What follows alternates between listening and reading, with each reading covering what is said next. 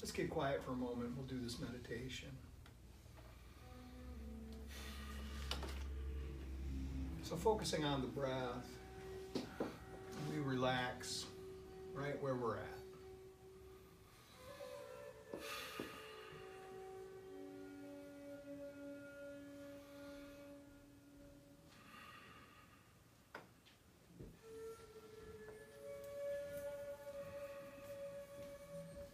Focusing on the breath, we relax the body,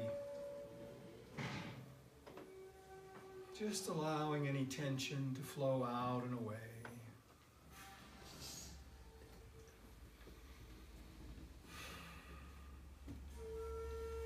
We ease our minds by releasing any worries or concerns.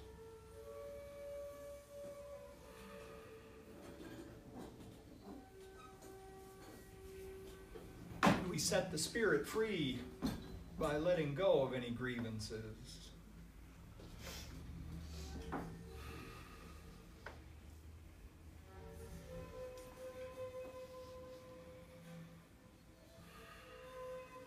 Herein lies the peace of God.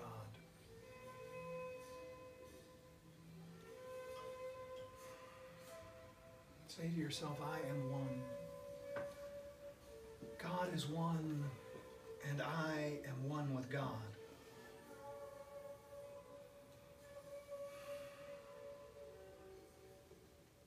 This is a joining that never happened. It has always been. Joined by creation, in creation. A combination that cannot be divided. This oneness with God, this oneness with all life is reality. There is one God, and that God is one, everywhere present, not one place where God is not, in everything and everything in God. And this is a comfort right now and can be a comfort anytime. To remember God is one, and we are one with God. From time to time, our disjointed thoughts make us seem alone. The desires of the heart, though, reflect our shared purpose, and we understand that these true desires come from God.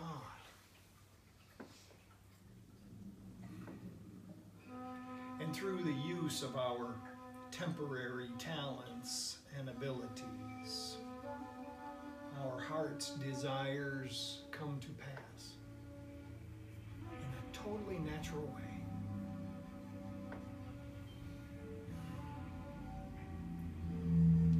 The birds of the air are cared for because they do not try to be other than birds.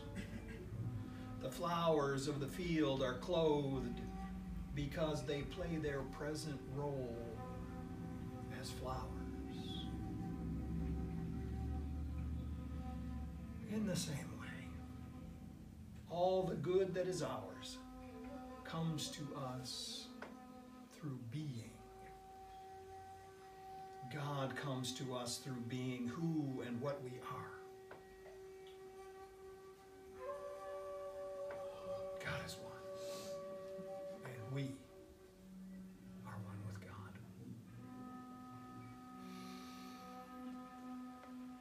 We say amen and amen.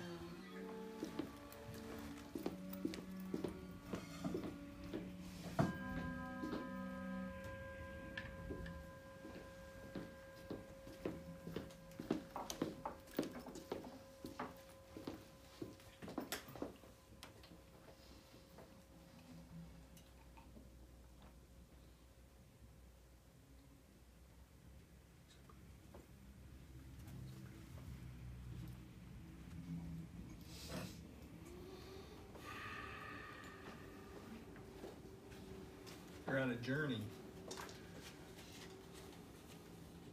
and a journey back to the place that we never left. This has been called many things by many different spiritual disciplines. We've heard it said that it is heaven itself. A journey back to the place that we never left. Marianne Williamson says, as inspired by A Course in Miracles, return to love. We are on the return. We're on the restoration to love. And this is exactly the restoration that the second step in the recovery program is talking about. We came to believe that a power greater than ourselves could restore us to sanity. And the sanity then is what this meditation was all about. The sanity is the end of fragmentation. Because this is, sanity means whole and well of mind. Insaneness means fragmented, shattered, scattered. And so we find ourselves in an upside down world. I think the Superman comics called it Bizarro world. We're in it.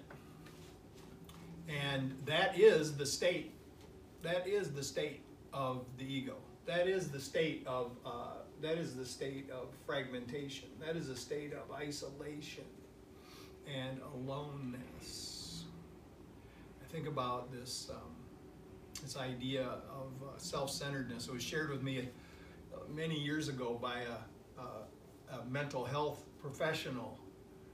And she said that what she had observed in the many years that she had been in the field is that the more disturbed mentally a person was, the more they were locked into self-centeredness. Not in a way that we think of a lot of times when we think self-centeredness as being selfish, although that may definitely be a symptom. But to be locked into this to this self-centeredness that tells us that we are alone in the midst of a crowd. The self-centeredness that tells us we are unique, that we are apart from, that we are at the mercy of a dangerous world. That sometimes it seems so severe that we are in a dark pit, a black pit of despair and can't see the light.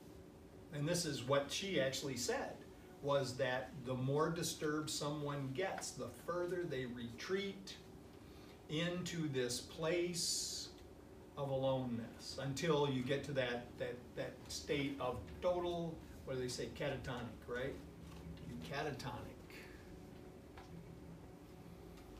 And she said, that she had found that the Course in Miracles was the most effective way for a person to climb out of that black pit of despair. And it's pretty well known in those circles that the course, it's a self-study course, and it's good to have a teacher, but it's, there are lessons and we do them. And it says at the beginning of the course, and by the way, this will all come together somewhere along the line, I think, that it says in the beginning of the course, this is a Course in Miracles. It's a required course. And it made me rebel right off the bat. What do you mean a required course? You didn't tell me what I got to take.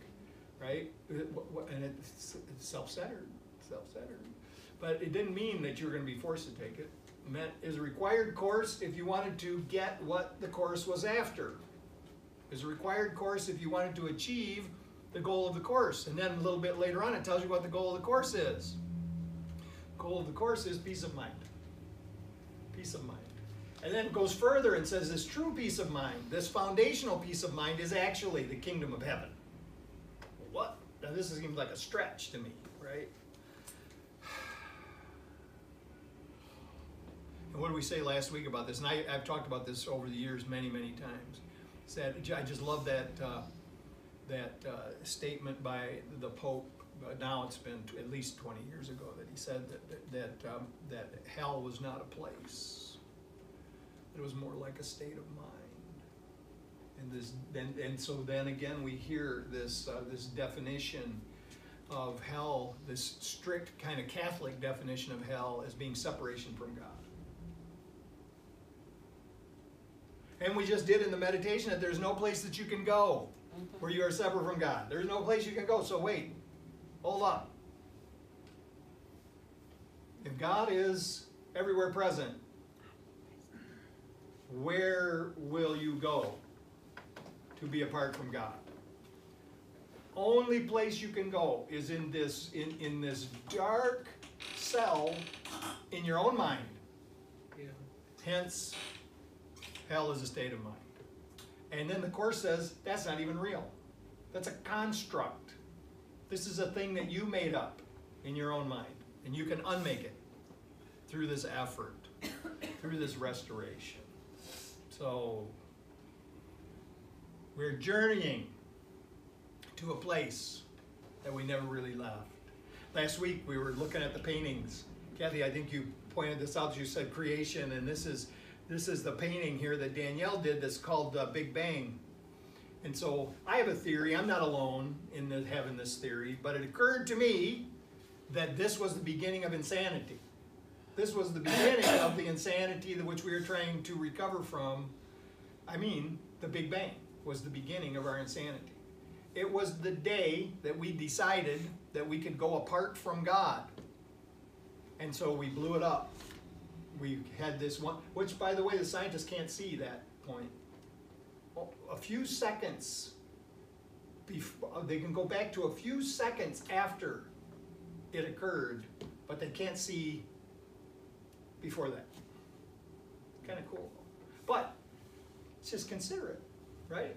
That was, before the Big Bang, that was this state of total oneness, harmony, where all of God's thoughts remain safely in God's mind.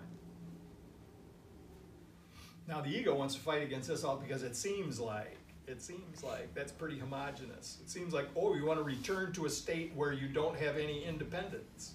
But that's really not what it's about.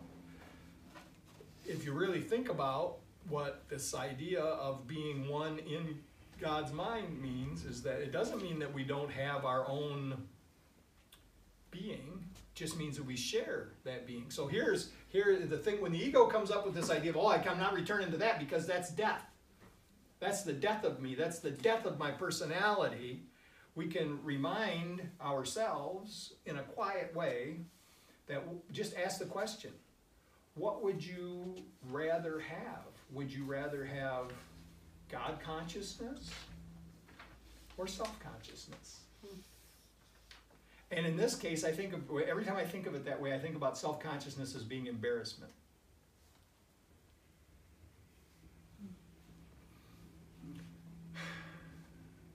So, and indeed, we have an embarrassment of riches that we will not even take advantage of because we would rather stay in our dark little self. We say, no, I don't want to stay in here. I do not want to stay in the dark. So this is the restoration. The restoration is stepping out of it. So I used to have a recurring dream. I had this dream for years in one form or another. And the dream was, I was going to court. Some of you have been there. I was going to court. And when I got to the courthouse, am I off camera? You sure Sorry. are. When I went to the No, court, you did. Go ahead. that's good. That's fine. I'll sit back here for a second. I just wanted to move for a second. So I get there and I look, and the prosecutor's there, and he's me. And then my attorney arrives, and it's me. The judge comes in, and it's me. Wow. Oh, no. The jury, 12 of me. And I look back and see the people that are in the audience, not me. All of my family and friends. All out here in the audience watching. The prosecutor presents the case. there's a lot of guilt and shame revealed in his summation. And then my defense attorney goes through this whole exercise of justification and rationalization. The judge gives the case to the jury and they come back very quickly. Guilty! Guilty. The judge sentences me to an indeterminate length of time below the jail. Literally, they take me down the stairs to the jail. Put me in a cell, shut the door, it's dark in there. It's a little tiny door in the big door. I open up this little tiny door, the light comes in, this little tiny space, and I look out there in the hallway, and all of my friends and family are out there, and they are saying, come out of there. You don't have to stay in there. I said, I don't know how. I don't know how to open the door. And then my dead mother steps forward. And she has a chain around her neck with a key on it. And she gives me this key and she says, here. The key was in my heart and yours. And I open the door and I go to come out and I stumble on the threshold. And I feel myself falling in slow motion. And you catch me and bear me up. Wow. Over and over I had this dream. Edited for your enjoyment this morning, but over and over in a different way. This whole idea is that I knew that I had locked myself up in this cell. And that the key was indeed in my heart. And the key is love. This, of course, is the key.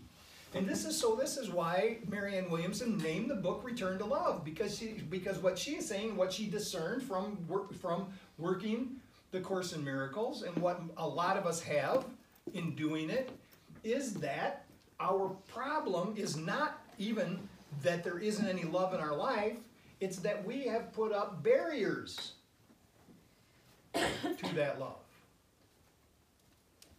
And that our spiritual practice is about removing the barriers. And you know, it's so strange because Rumi wrote about this exact. So in the Course in Miracles, this is what it says. This course is not about teaching love, because that is more than can be taught. It says the course is about removing the barriers to love. And then Rumi says the same thing. Now, 800 years ago, says the same thing.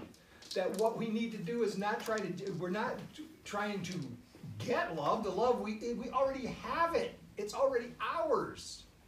And then what we have to do is remove the barriers to it. And so what are the barriers then? These little pieces, these little fragments of insanity. These barriers of judgment. Shows itself in prejudice.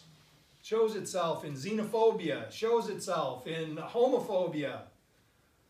And there's churches preaching today, right now, all across the country on the evils of those homosexuals.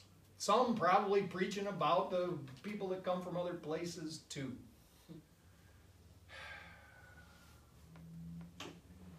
What did it say? I am one. I am one. God is one and I am one with God. Creation is one and I am one with creation. That means every single one of my brothers and sisters, whether they look like me or act like me, I am one with them. They are a fragment of God, just like me. And think about it this way. Think about it in a different way. Not a fragment, not just right now, a scattered shard, sharp edges. We are sharp edges that cut each other. That's what's going on right now. But actually, when you put it together, become the facets of a diamond. Did you stop having those dreams when you realized what they were? I haven't had it for a long time. So this is us. This is us, looking different from each other. Even at times being at odds with each other, but still only in our mind. This is us. But really, truly, in reality, we are just parts of this most beautiful and precious